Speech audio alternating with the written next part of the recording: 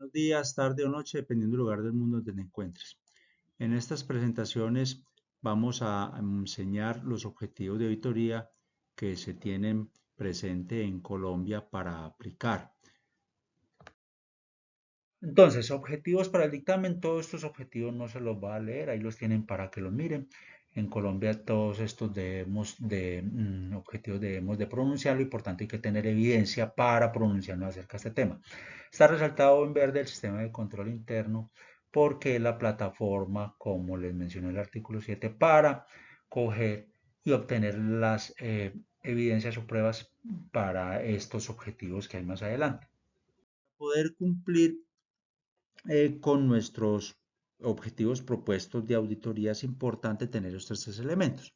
El riesgo inherente, que es con todos los riesgos en los cuales nacen las organizaciones o tienen, perdón, las organizaciones por el solo hecho de estar operando o funcionando. Y se dividen en dos, de acuerdo a nuestra metodología, en dos elementos importantes para analizar. En el contexto externo y en el contexto interno. El contexto externo son las amenazas que dependiendo de dónde se muevan puede ser, por ejemplo, las inundaciones, la sequía, el gobierno de turno, ya sea izquierda o derecha, la tasa de representatividad del mercado del dólar o la tasa de interés. Por ejemplo, si es una empresa siderúrgica, también puede tener una amenaza que no depende de ellos, que es la oxidación también de las latas.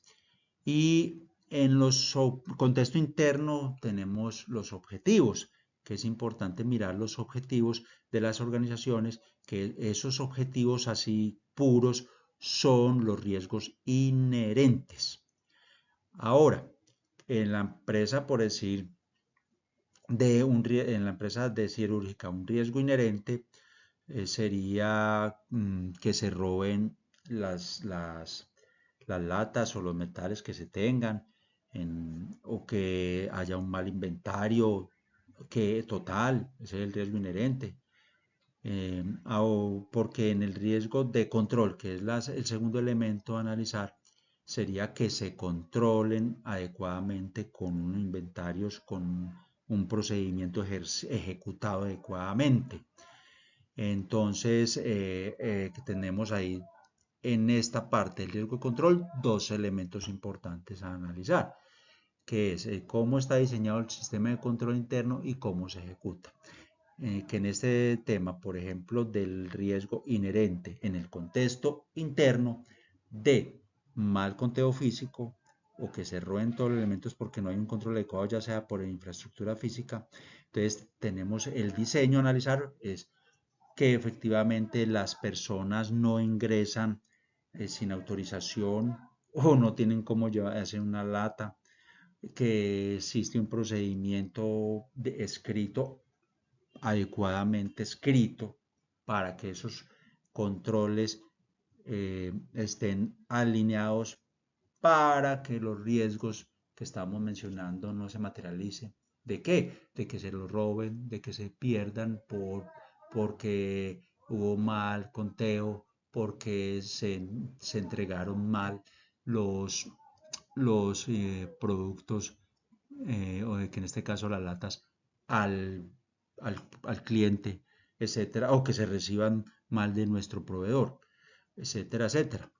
Bueno, y el funcionamiento en este ejemplo sería que si ya miramos que ese procedimiento escrito es el adecuado, efectivamente funcione como fue escrito.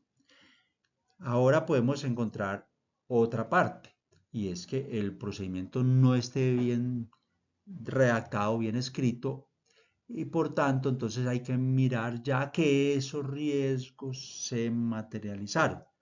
Y esos riesgos que se materializaron porque no hay un buen diseño, entonces ¿para qué vamos a botar tiempo a mirar un procedimiento documentado que no es adecuado? ¿Para qué nos vamos a desgastar si ya creemos que se ha materializado? Miramos que ese riesgo de pérdida, de robo, lo que sea, se haya materializado en nuestra auditoría y de ahí depende que esa auditoría esté bien diseñada con ese planteamiento que estamos diciendo.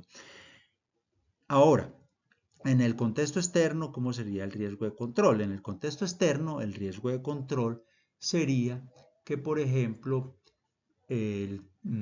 en cuanto al tema de gobierno de turno, que por ejemplo sea de izquierda, que le ponga más impuestos o quiera acabar las empresas.